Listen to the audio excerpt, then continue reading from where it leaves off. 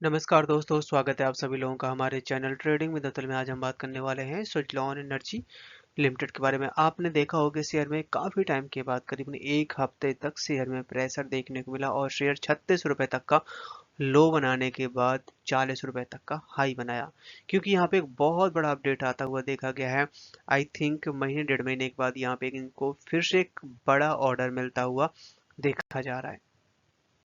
पिछले अभी जो क्वार्टर्स निकले हैं, आपके क्वार्टर Q4, Q1, Q2 बहुत ज़बरदस्त रहे हैं, क्योंकि इनको ऑर्डर बहुत सारे मिले हैं।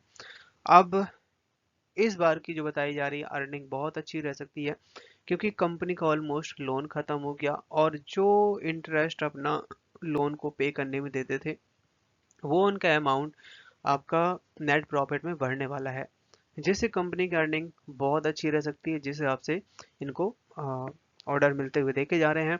और खासकर गवर्नमेंट की तरफ से एक बहुत बड़े अपडेट आते हुए देखे जा रहे हैं, जो कि गेम चेंजर साबित हो सकता है। अभी रिसेंटली 1 से 1.5 महीने के बाद बजट है, बजट में अलग से सेपरेटली फंड यहाँ पे रिन्यूएबल एनर्जी में डाला जाएगा। तो चलिए गाइस, शुरू करते हैं हम अपना वीडियो। साथ ही अगर आप लोगों को हमारे वीडियो के माध्यम से थोड़ी सी भी हेल्प हो रही हो, तो प्लीज़ आप हमारे चैनल को सब्सक्राइब जरूर करें। साथ ही गाइस, हम अपने चैनल पे गिव अवे का प्रोग्राम चला रहे हैं, जिसमें गाइस हमने 3 प्राइज सिलेक्ट कर रखे हैं, जो कि आपके हेल्थ को देखते हुए। और जिसमें गाइस हमने अपना फर्स्ट प्राइज रखा हुआ है साइकिल, सेकंड प्राइज रखा हुआ है smart watch and third prize रखा हुआ है स्पोर्ट शूज। ये तीनों तीनों गाइस आपके हेल्थ के लिए बहुत अच्छे हैं। और बस आपको यहाँ पे करना क्या होगा कि गाइस, आप हमारे चैनल को सब्सक्राइब करना है।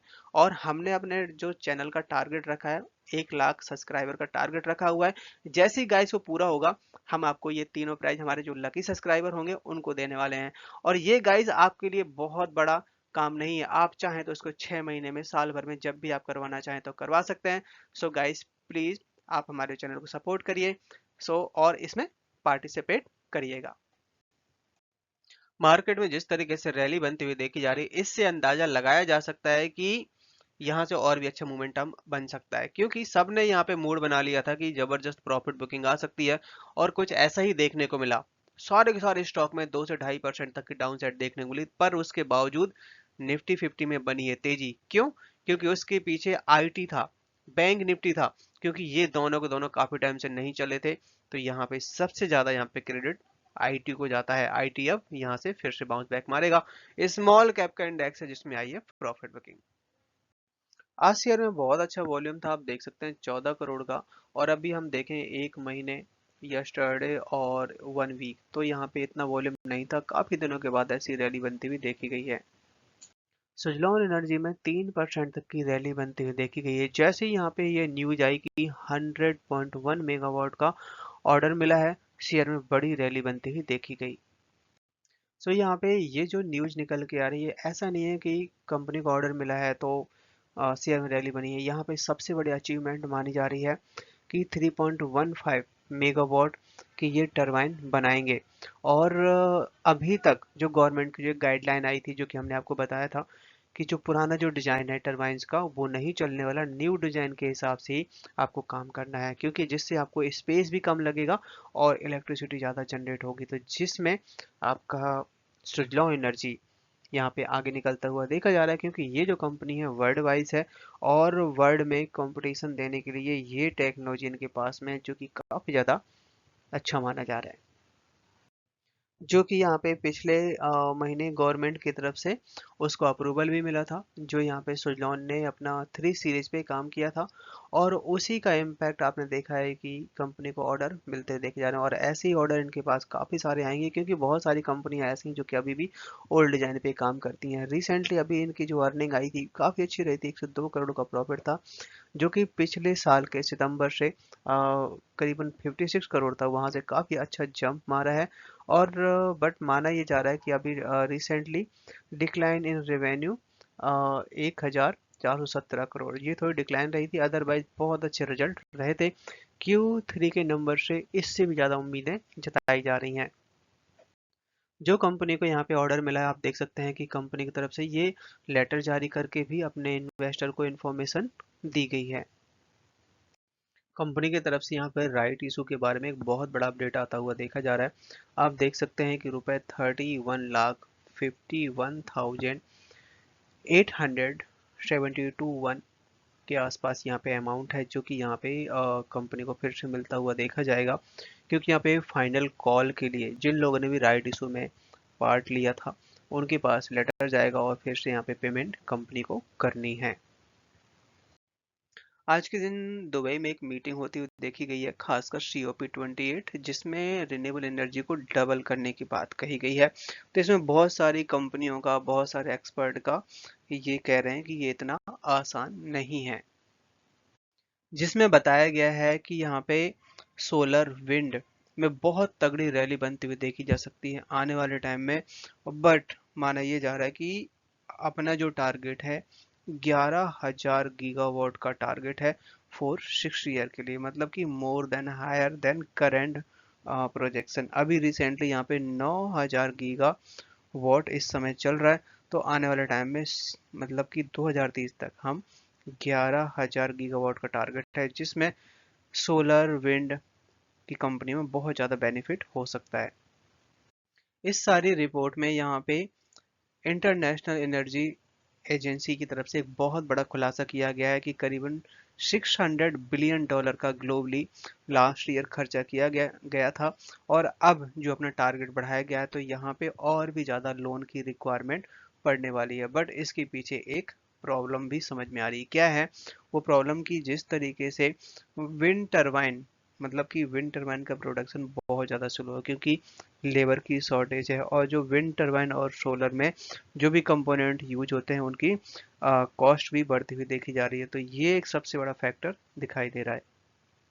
आज के दिन शेयर ने हाई बनाया 39 का, लो बनाया 36 का, क्लोजिंग दी है 38.55 पे, 3% तक की तेजी बनी हुई है। चार्ट में नजर डाली जाए तो यहाँ पे आप देख सकते हैं शेयर है जैसे कि 44 रुपए का हाई बनाया था, वहां से डाउन ट्रेंड स्टार्ट हुआ और आज के दिन शेयर 36 भी टच कर गया था, यहीं से रिकवरी लगाई और इस समय 39 के आसपास काम कर रहा है। गवर्नमेंट की तरफ से यहाँ पे एक आप देख सकते हैं कि विंड रीपावरिंग पॉलिसी को यहाँ पे रिवाइज कर दिया गया है। बताया जा रहा है कि यहाँ पे बहुत सारा इम्पैक्ट पड़ने वाला है, खासकर जो कंपनियां विंड टरबाइन पे काम करती हैं, जिसकी वजह से आपने नोटिस किया होगा कि फ्राइडे के दिन केवल सुजलॉन नहीं, आइनॉक्स विंड है और आपका ओरिएंट ग्रीन है, जो भी कंपनियां काम करती हैं विंड टरबाइन पे, सब के सब में यहाँ पे प्रॉफिट बुकिंग देखने को मिली है, जिस तरीके से गवर्नमेंट ने पॉलिसी रिवाइज करी है। इस पॉलिसी के तहत कंपनी को 25 गीगावाट की अपॉर्चुनिटी मिलने वाली है, जिससे काफी ज्यादा फायदा होगा। पर सबसे बड़ी यहाँ पे टेंशन वाली बात ये आ जाती है कि 1990 की पहले की जो कंपनी है उनको लो रेटिंग टरबाइन में डाल दिया गया है, क्योंकि उनमें कॉस्ट ज्यादा बैठती है, इलेक्ट्रिसिटी भी ज्यादा जनरेट नहीं होती। तो यहाँ पे इन्हीं सब चीजों को देखते हुए सुजलॉन ने मारी है बाजी। सुजलॉन ने यहाँ पे S144 3 मेगावाट की सीरीज का एक R&D से अपना डिजाइन बनाया और उसको पास भी हुआ, और इसी तरह का ऑर्डर है जो कि मिनिस्ट्री ऑफ इंडिया से इन्होंने रिसीव भी किया है। इस गाइडलाइन के तहत सुजलॉन यहाँ पे बाजी मारता हुआ देखा जा रहा है। आप देख सकते हैं कि करीबन 160 मीटर हाइट की इन्होंने हाइब्रिड लेटेड ट्यूबलर टावर के साथ यहाँ पे विंड टरबाइन लगाया है गुजरात में, और यहाँ पे इसे काफी अच्छे रिजल्ट भी आते हुए देखे जा रहे हैं। तो इस पॉलिसी का इम्पैक्ट यहाँ पे उन कंपनियों में पड़ेगा जो कंपनियां काफी पुरानी हैं, पर जो कंपनियां 1990 या 1995 की बाद की हैं उनको कोई टेंशन नहीं आने वाली, क्योंकि उनका जो डिजाइन है, उनका जो कॉन्सेप्ट है आज के मार्केट के हिसाब का है। But time to time update होना ही चाहिए। इस समय इसका जो मार्केट कैप बहुत अच्छा बढ़ता हुआ देखा जा रहा है, और नेक्स्ट जो ईयर रहने वाले हैं काफी ज्यादा पोटेंशियल अपॉर्चुनिटी की तरह हमें देखना चाहिए इस कंपनी को। सुजलॉन एनर्जी के जो प्रमोटर्स हैं वहां पे खास एक इंटरव्यू किया गया, उनसे पूरा का पूरा प्लानिंग के बारे में और आप बाय बैक करेंगे नहीं करेंगे सारी इन्फॉर्मेशन निकल के आई है आज के दिन। इनके जो वाइस चेयरमैन हैं ग्रीश टंटी, इनका कहना यह है कि अभी रिसेंटली इनका कोई भी प्लान नहीं है बायबैक करने का, बट आने वाले टाइम में हो सकता है। अभी कंपनी के पास जो कि 13% तक का ये स्टेक होल्ड करती है कंपनी। तो यहाँ पे इनके जो प्रमोटर्स हैं कि अभी यहाँ पे कोई प्लान नहीं है, बट आने वाले टाइम में ये होल्डिंग स्ट्रक्चर पे काम कर सकते हैं। क्योंकि यहाँ पे बहुत सारा स्पेस है अभी प्रमोटर्स के पास में, वो यहाँ पे बाय बैक कर सकते हैं, but no immediate plan for change structure holding.